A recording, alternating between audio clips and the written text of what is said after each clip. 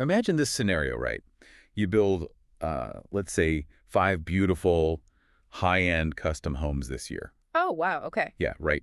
Your crews are working overtime. Your clients are just, absolutely thrilled with the craftsmanship. Right. Your trucks are literally everywhere in town. And then in December, you sit down with your accountant and you realize you have to file for bankruptcy Oh, man. because you were completely out of money. Yeah. And why? Because you treated building a custom home the exact same way a grocery store treats selling a can of soup. I mean, it is the single most common path to failure in the trades. Is it really? Oh, absolutely. Treating a bespoke, really complex construction firm like it's a high volume retail operation. Right. It's this mathematical trap that catches brilliant craftspeople every single day. Okay, let's unpack this. Because today's deep dive is fundamentally a survival mission. I like that. We are looking at the hidden, often misunderstood mathematics of running a successful construction business. Yeah, the math is where it all falls apart. Exactly. And what becomes immediately apparent when looking at all our sources today, we've got CFO financial analyses from Preferred CFO. We're looking at deep dive pricing webinars from Michael Stone. Great stuff in there. Yeah, and gross margin data from Procore, some insurance rules from United Policyholders, and some really crucial perspectives from the Black Carpenter's Guide and other resources for minority-owned construction businesses. Right. It's a solid stack of data. It is. And the through line is that businesses in this sector rarely fail because of bad carpentry or, bad plumbing. No, almost never. They fail because of bad math. Yes. They fail within like 3 to 9 months of losing money because the foundational numbers were just flawed from day one. Well, yeah, the blueprints for the physical structure might be flawless, Yeah. right? But the financial blueprint is just full of structural errors. Right. The core issue usually boils down to a failure to understand true costs. Yeah. And a massive misallocation of funds and just a really deep misunderstanding of how pricing actually works in a labor-intensive industry. Which brings us back to that soup analogy, right? The Campbell's soup example. Yeah, looking at the financial analyses from Preferred CFO and Michael Stone's methodologies. In retail, if Campbell's drops the price of a can of soup by 20 cents, they might sell 10 times as many cans. Right, because the factory just stamps out more identical units. Exactly. The cost per unit drops because of economies of scale, and they make up that profit in sheer volume. But that is market-based pricing. Right. It relies entirely on volume and looking at what, the competitor down the street is charging. Yeah, you adjust your price to capture market share. Assuming your production costs will scale efficiently. But in construction, you are not stamping out identical cans of soup in a controlled factory environment. No, you're building something in the mud, right, in the rain, Exactly. with a highly variable labor force, dealing with permitting delays and, just everything. Which means construction must be a strictly cost-based enterprise. Okay, cost-based. Yeah. If you drop your price to beat a competitor's bid on a custom kitchen remodel, Right. you don't magically get to build that kitchen faster. That's true. And the lumberyard doesn't suddenly give you cheaper wood just because you charged less. Right, your costs remain rigid. Exactly. So when you lower your price, you aren't gaining market share. You are simply agreeing to lose money. Wow. And as the data shows, doing 5 unprofitable kitchen remodels doesn't save your business through volume. It just bankrupts you 5 times faster. Yeah. It accelerates the death spiral. Wow. So if the cost is the cost, you have to ignore the competitor's price entirely, Entirely. which is completely counterintuitive to how most of us are taught to think about business. Like we're always taught to look at the competition. Right, but it only works if you actually know what your costs are. In looking at the materials, it seems a lot of contractors have giant holes in their cost buckets. Oh, massive holes. Like they know the direct costs, right? Yeah. The lumber, the drywall, the hourly wage of the guy swinging the hammer. Yeah. But they miss the rest. Well, the direct field costs are usually straightforward. Where the math falls apart is in the overhead. Right. Most owners know they have to pay for office rent, liability insurance, maybe their estimating software. Sure. But there is one glaring omission in almost every failing contractor's ledger. What is it? The owner's salary. Like, hold on. The owner's salary isn't an expense.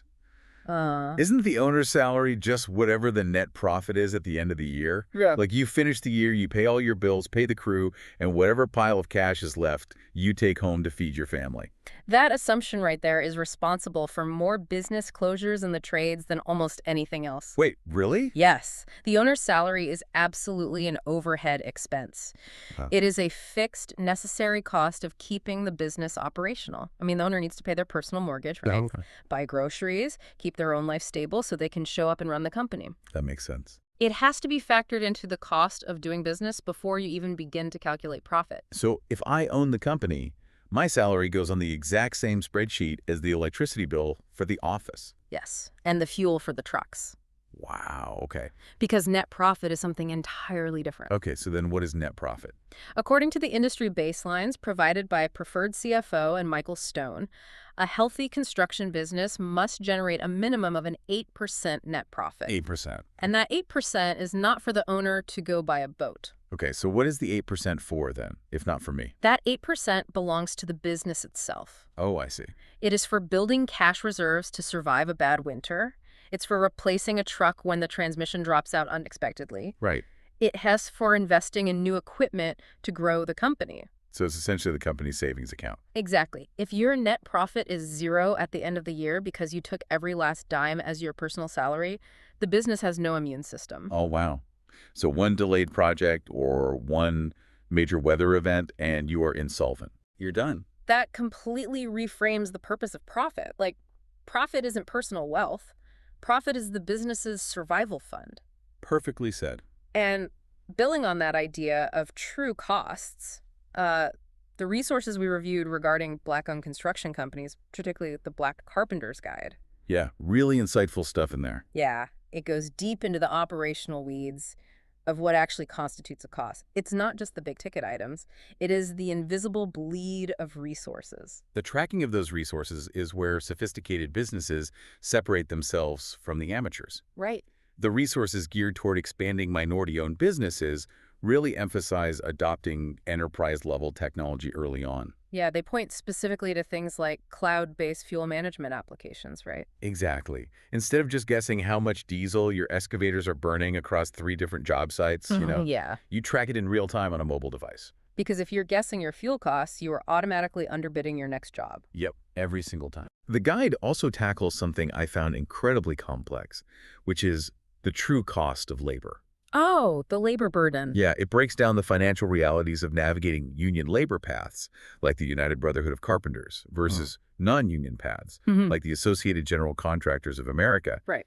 And it forces you to look at this labor burden. So, okay, if I'm paying a carpenter $30 an hour on the check, that's not my true cost, is it? Not even close. Okay, explain that. The $30 an hour is just the base wage. Right. The labor burden includes employer payroll taxes, workers' compensation insurance, which in construction can be incredibly high. Oh, yeah, I bet. Health benefits, retirement contributions, even training funds. Wow. Depending on whether you are utilizing a union workforce with a set prevailing wage and benefit package, or a non-union workforce where you might face higher turnover and recruitment costs. Right, right. That $30 an hour employee might actually cost the business $45 or $50 an hour. $50 an hour. Yeah. And if you are building your estimates based on that $30 number, You are losing $20 every single hour that carpenter is on the site. that is just terrifying math. It is. Which brings us to the most dangerous intersection in construction finance. Okay, what is that? You have figured out your true costs, right? You have your direct costs, your overhead, your owner's salary, and your labor burden. Now you have to turn those costs into a final sales price for the client.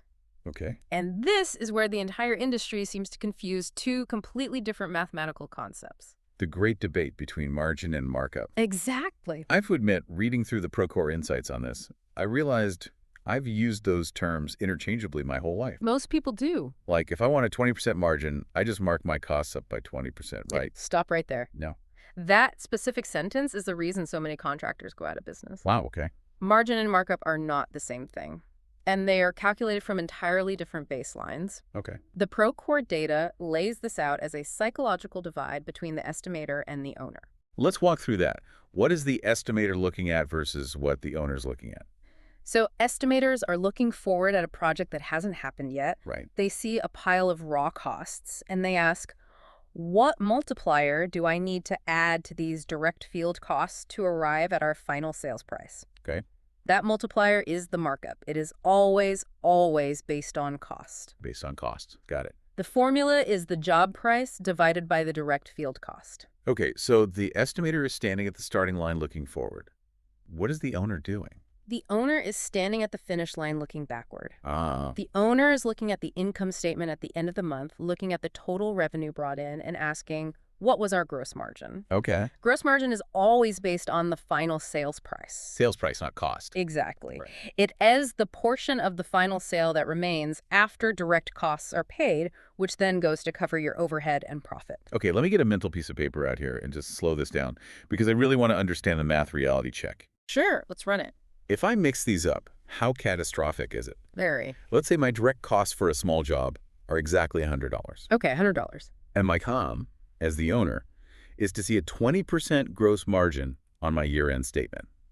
So the estimator takes that $100 cost and applies a 20% markup. What actually happens? Let's run the exact numbers on that. Your cost is $100. You apply 20% markup, which adds $20. Right. Your final sales price to the client is $120. Okay, $120 sales price. My gross profit is $20. Yeah. I get my goal. No, you didn't. That I didn't. Because to find your margin, you don't divide that $20 profit by your cost. You divide the $20 profit by the $120 sales price. Yes? 20 divided by 120 is 16.6%. Oh, man.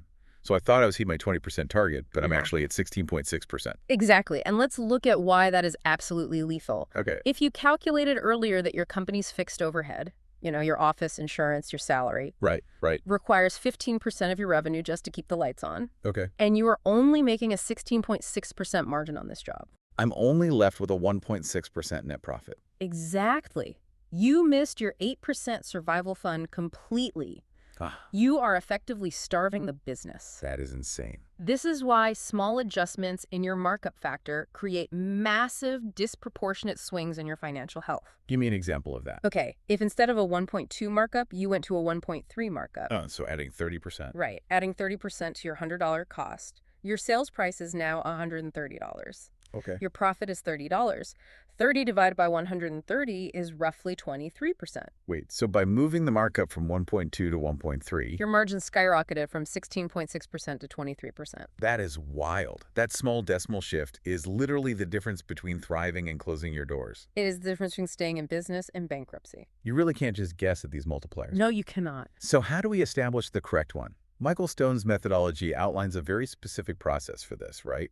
Like we aren't just pulling a 1.3 or a 1.5 out of thin air. No, the calculation is rigid, but it works every time. Okay, walk me through it. Step 1 is projecting your total cost of goods sold for the entire year. Okay, so that is your total direct labor, materials, subs, and equipment. Right. Step 2 is projecting your total fixed and variable overhead for the year, and then adding in that mandatory 8% minimum net profit. So you essentially add up everything it costs to run the business, plus the profit you need to protect it. Exactly.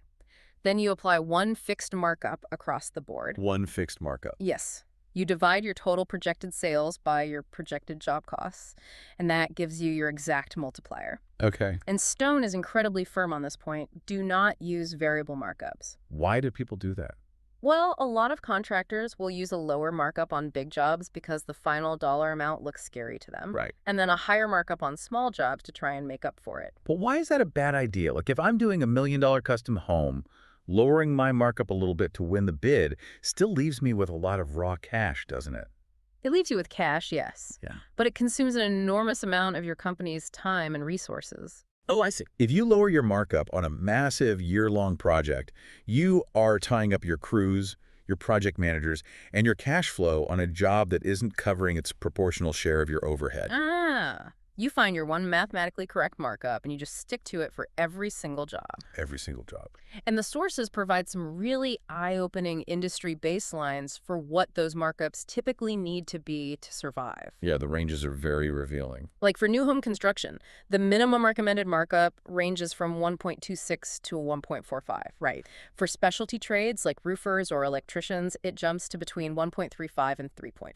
Which makes sense. Higher overhead for specialty equipment. But the one that really caught my eye was remodeling. Ah, yes. The recommended markup is anywhere from 1.5 to 4.0, which is fascinating because the data notes that historically the average remodeler tries to use a 1.25 markup. And a 1.25 markup in the remodeling sector is a guaranteed death sentence. Why is the gap so huge there? Think about the mechanics of remodeling versus new construction. In new construction, you are building on a clean piece of dirt. You control the environment. Sure. In remodeling, you are tearing open a wall in a 60-year-old house. You might find black mold, you might find structural rot, Yeah. you might find electrical work that violates every known code. Not to mention the homeowner's often still living in the house while you do it. Exactly. So you were dealing with dust control, noise complaints, moving their furniture. Yeah. The high touch point customer service required is just massive. Right. All of those unknowns and all of that customer management require massive overhead. So a 1.25 markup simply cannot absorb the friction of remodeling. It's impossible. You need that 1.5 or higher just to absorb the chaos and still hit your 8% net profit. Here's where it gets really interesting, though. Okay. This brings us to a massive psychological hurdle for the builder. Oh, the guilt. Exactly. The math might dictate that a contractor needs to use a 1.5 markup, effectively adding 50% to the raw cost of the project. Right. But when they look at that final number on the estimate, the contractor feels guilt. Yeah, they do. They think this is too high, I'm ripping people off. Nobody in this town will pay this much for a kitchen. The psychological resistance is very real, particularly for tradespeople who pride themselves on, honest blue-collar labor. Yeah. They equate a high price with greed. Yeah. But the shift in mindset has to be realizing that you are not selling a price point. What are they selling? You are selling reliability. You are selling the guarantee that you will actually finish the job. Right. That you carry the proper liability insurance to protect the homeowner's property. Right. And that your business will still exist in 5 years to honor the warranty on that work. You're paying for the peace of mind that the contractor isn't going to disappear halfway through the demo. Exactly. And a crucial piece of advice from the sources to help defend that price is about presentation. Yes. They say a contractor should absolutely never provide itemized pricing on their estimates. Never. Giving a homeowner an itemized estimate is essentially handing them a scalpel to dissect your business model. A scalpel, I like that. If you list out exactly what you pay for a sheet of drywall, exactly what you pay your painter per hour, and a separate line item for your profit, the homeowner will immediately try to negotiate the parts instead of the whole. Because they'll say, well, I saw that same drywall at Home Depot for $5 cheaper a sheet, and I don't think your painter is worth $40 an hour. Right.